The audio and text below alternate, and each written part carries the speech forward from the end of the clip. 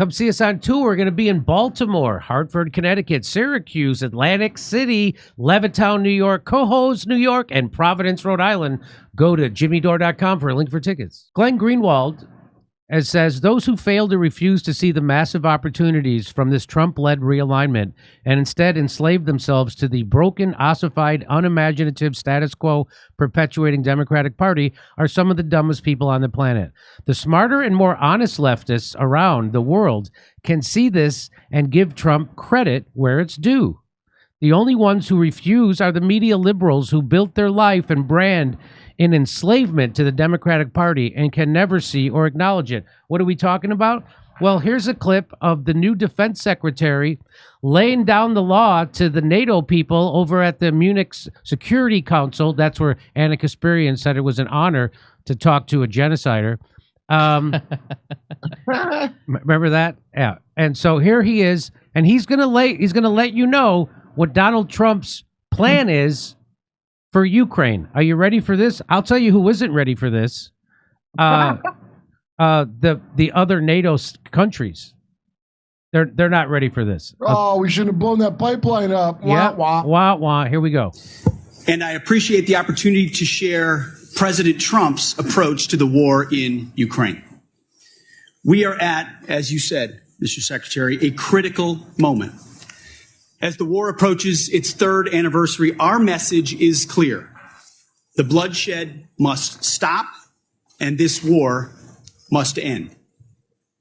President Trump has been clear with the American people and with many. Could you imagine Joe Biden or Antony Blinken saying something like that? No, I can imagine them going, it's up to Israel. We can't tell Israel when to stop the bloodshed. We can only pay for it. Of your leaders, that stopping the fighting and reaching an enduring peace is a top priority. He intends to end this war by diplomacy and bringing both Russia and Ukraine to the table. And the U.S. Department of Defense will help achieve this goal. We will only end this devastating war and establish a durable peace by coupling allied strength with a realistic assessment of the battlefield. Realistic. I mean, that is something that Europe has not heard, that NATO has not heard for years. Number one, that the goal is to end the war, not to continue it. And number two, that you have to be realistic about the state of the war, the battlefield, which is extremely favorable for Russia and extremely unfavorable for Ukraine. And if the war continues, it will only get more so because Ukraine is running out of soldiers, running out of people to send to the front line, whereas Russia is not. To hear this, it's like music to one's ears. This is the sort of thing that a lot of us have been saying for 3 years now. And we would be one of those people. We said it the minute the war started, that this war is going to end the way Russia wants it to end. And this is not going to be good for Ukraine. And all those people lied to you and said Ukraine's winning the war. I had asshole after asshole after a-hole in my DMs, comedians that I know personally telling me that Ukraine's winning the war and Ukraine's going you're on the wrong side of this, Jimmy. People who believe what they read in the New York Times, the Washington Post, and hear on the TV news. Who also don't care about Ukraine, let's be honest. So someone told them that they care about it, and they cared about it. And then when Ukraine loses less territory than they had to start, yeah, all your friends are going to just have, you're going to go, hey, how about that Ukraine? They're going to, but what? What? They're going to have forgotten. I don't, it's just like, it's over. And so there you have it. That's Pete Hegseth, the new defense secretary, like a white buffalo, a very rare sighting of a high-ranking political figure saying the war is supposed to be over rather than continue forever. And he had questionable tattoos, if you recall the mainstream reporting. On that. Questionable. Not more questionable than when Pete Davidson got Hillary Clinton tattooed on his leg, but pretty questionable. And I look forward, Kurt, as you do, I'm sure, to the days and weeks when this momentous event simply becomes another conspiracy theory that never happened. I'm thinking by next Wednesday. I would say it's done. So Hegseth goes on. Here's some more what he had to say to the people at NATO who did not want to hear this. Want, like you, a sovereign and prosperous Ukraine. But we must start by recognizing that returning to Ukraine's pre-2014 borders is an unrealistic objective. Not happening. Chasing this illusionary goal will only prolong the war and cause more suffering. So this whole idea, the war could be over as soon as Putin and Russia pull out of the territory. He's not pulling out. You guys, you provoked a war. You poked the bear. Now he's taken Crimea. He's taken all those other territories, and he's not giving it back. You guys screwed up. You know what's changed, Jimmy? What's that? Shoot, I forgot what I was going to say. Okay. So he's got more to say. No, that's it. Let's play it again. Like you, a sovereign and prosperous Ukraine. But we must start by recognizing that returning to Ukraine's pre-2014 borders is an unrealistic objective.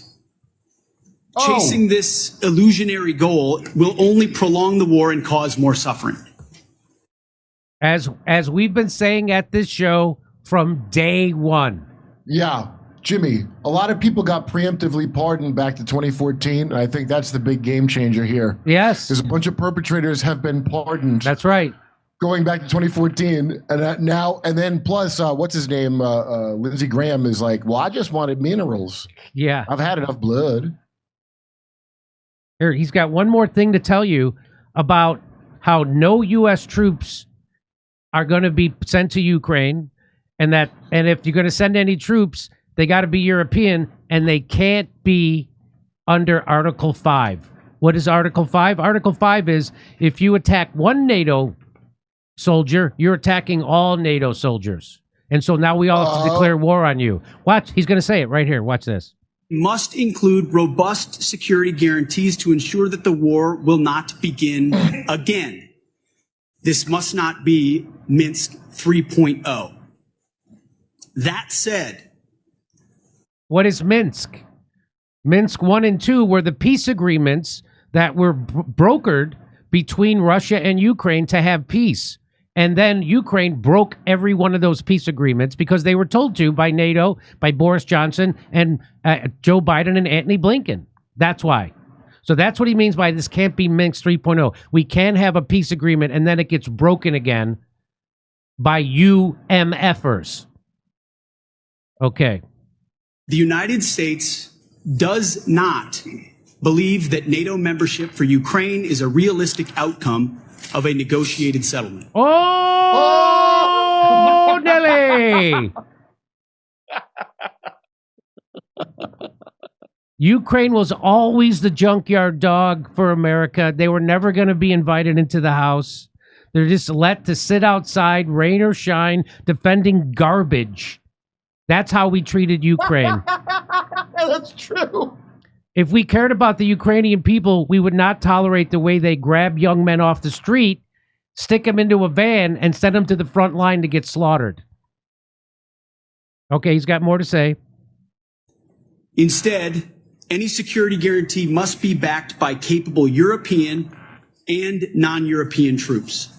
So you guys, not at the United States, not NATO, you guys, the Europeans, believe me, the people don't want to hear this at the Moscow Security Conference. You have to do it. We're not doing it. We're no more. Here we go. If these troops are deployed as peacekeepers to Ukraine at any point, they should be deployed as part of a non-NATO mission. Non-NATO. And they should not be covered under Article 5. There you go. So you guys are sending troops to ensure a peace between Ukraine and Russia, and they're not going to be considered NATO troops. They're not going to be covered under Article 5, meaning if they get killed by somebody from Russia, the United States does not see that as an attack on the United States. That's what Article 5 says. So if you attack one NATO country, you attack all of us, and then we have to declare war. He's saying we're not doing that. When you send soldiers to ensure the peace, European soldiers, they are not NATO soldiers. That's what he's saying. We are good. That's great. I can't believe how well that turned out. Me too. There also must be robust international oversight of the line of contact. To be clear, as part of any security guarantee, there will not be U.S. troops deployed to. Bang! Bam! Hammer time! So this is what's called great. This is called great news. This is called a great thing that Trump and Hegseth are doing. Now, because you're a lefty poser and you have a hate boner for Trump and Hegseth and anything to do with Trump, that is a bad flex. If you were like Frederick Douglass, you would join with them to do right, because what they're doing right now is right. You should be then cheering. When they do wrong, you can split. You can go, Yeah. hey, that was wrong what you did. Yes. You just have to maintain the same principle the whole time and worry about the actual what's being done and not your fee-fees about who you like or don't. I don't care who you like. That does not matter. What did they do? You know, a tree by its fruit. So as long as the fruit's good, I don't care. So it's over.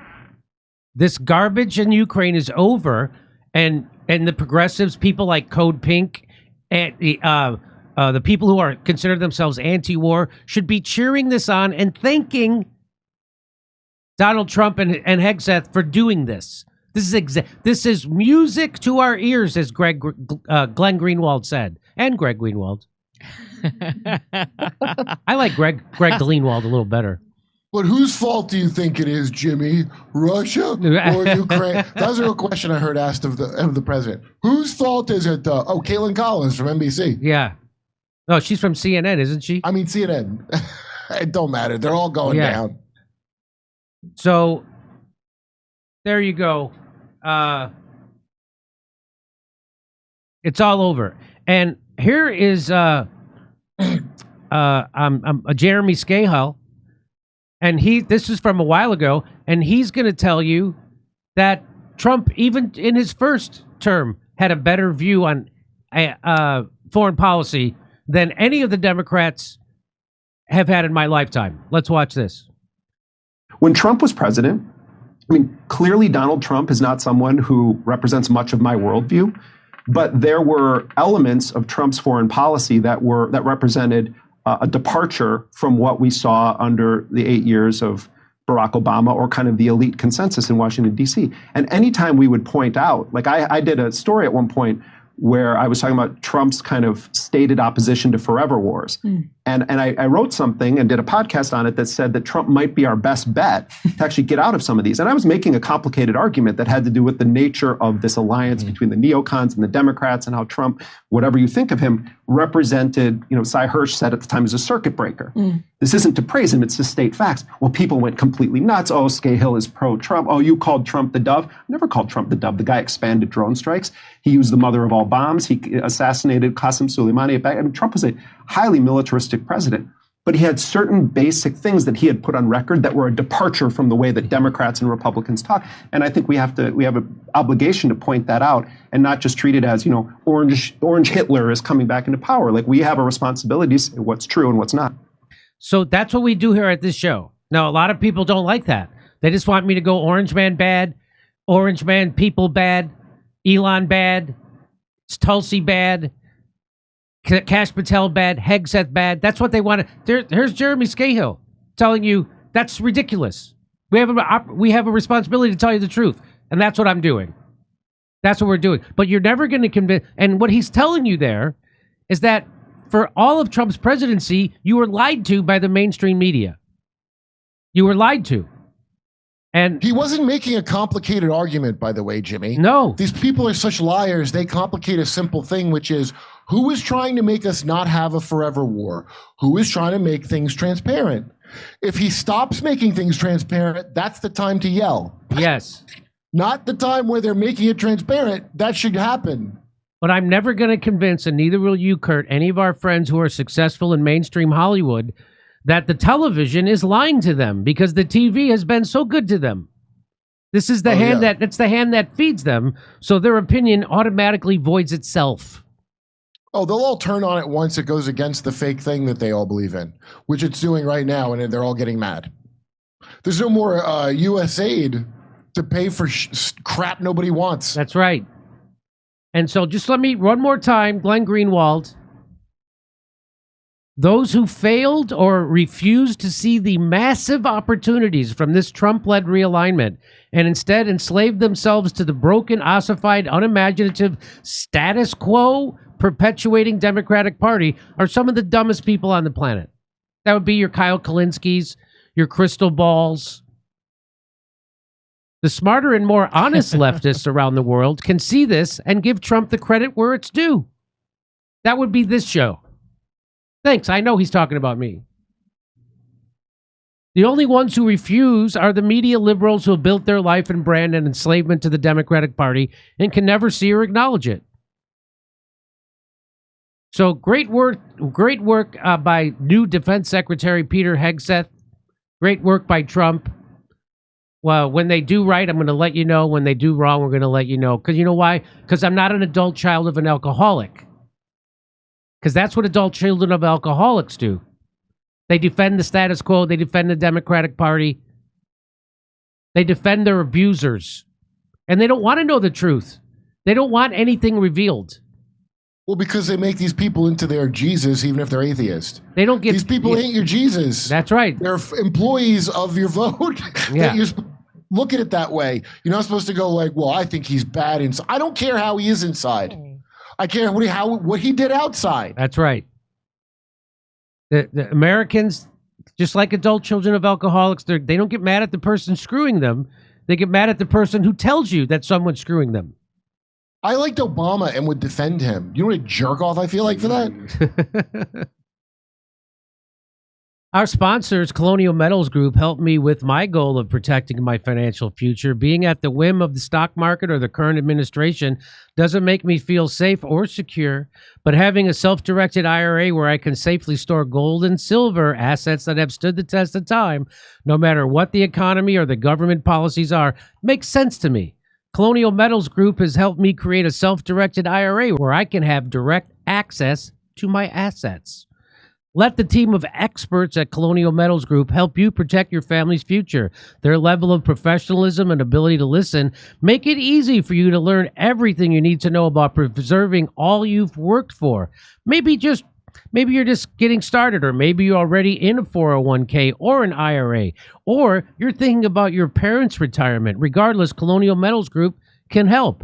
We put together a special offer for our audience. Click on the link in the description below or call our special 800 number and you can receive a safe and up to $7,500 in free silver. That number is 888-910-1419. We love working with Colonial Metals. I chose them when I purchased my gold and silver for my retirement. No matter who you choose to purchase precious metals from, make sure you know the fees up front and what their markup is, and make sure you're getting a competitive price.